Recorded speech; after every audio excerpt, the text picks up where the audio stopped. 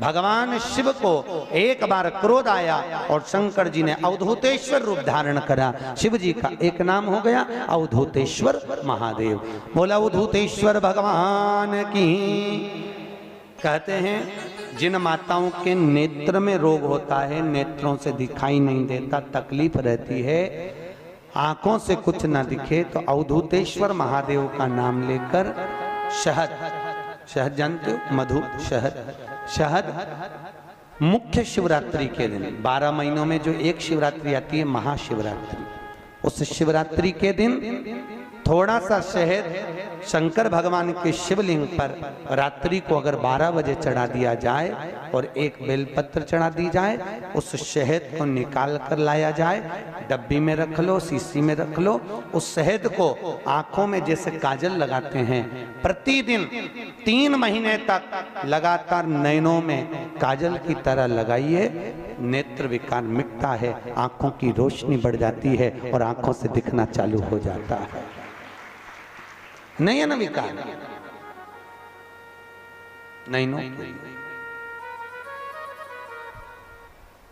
ये उसी में कहा है जैसे भगवान शंकर पर तुलसी नहीं चढ़ती, चढ़ती है क्या?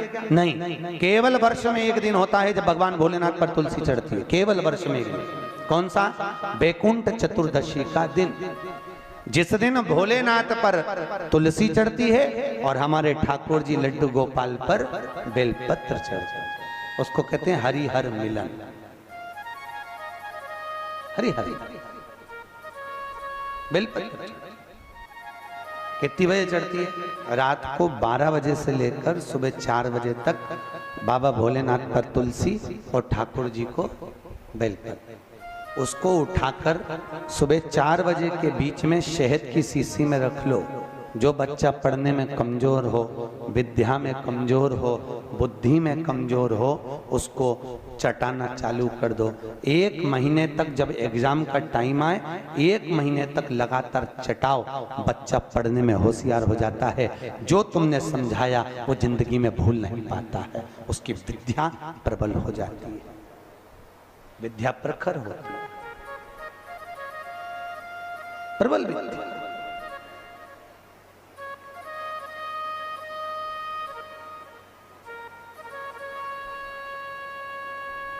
कौन से दिन चढ़ती है?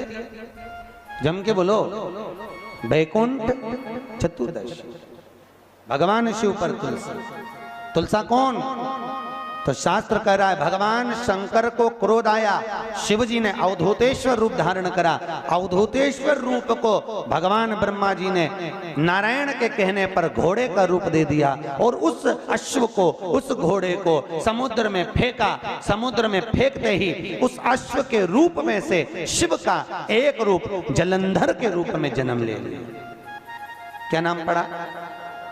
जम के बोलो। जलंधर। जलंधर का अवतार हो गया और जलंधर शिव के स्वरूप जैसा रहता है, भगवान शंकर।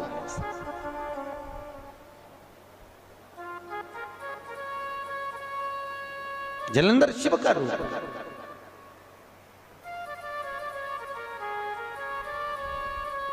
और जलंधर भगवान शंकर का स्वरूप धारण कर रहा।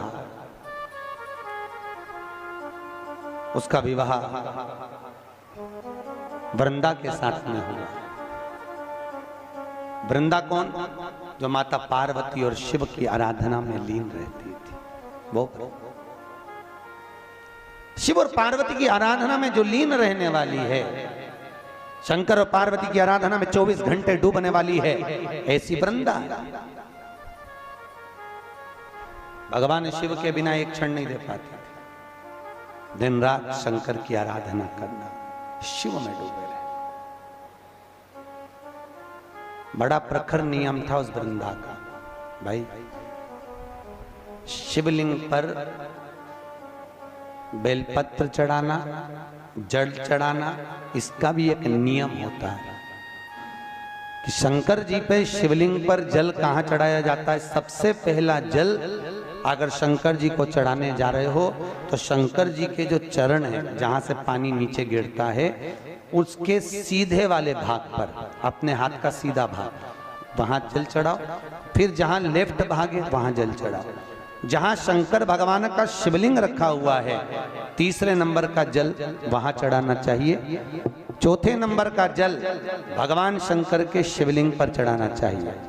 पांचवें नंबर का जल ऊपर अगर जलाधारी लगी हो तो उसमें चढ़ाओ, नी हो जलाधारी तो भगवान शंकर का जहां नंदी बैठा है, नंदी का एक पांव ऊंचा रहता है, उस पांव के पास में जल चढ़ाना चाहिए। पांव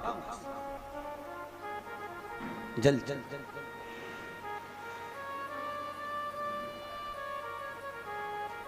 चरण के पास में। ऐसे 5 स्थान दिए हैं जल चढ़ाने के लिए। शिव जी का स्नान कितनी चीजों से होता है? 5 चीजों से। पंचामृत, दूध, बोलते जाओ, दही, फिर घी, शहद, फिर शक्कर। ये 5 चीजों का प्रमाण क्या है? शास्त्र कहता है दूध चढ़ाने से घर में संतान की वृद्धि होती है। दही चढ़ाने से भगवान शिव के, अगर शिवलिंग पर हम दही चढ़ाते हैं, उससे परिवार में प्रेम बढ़ता है। क्या बढ़ता है? प्रेम।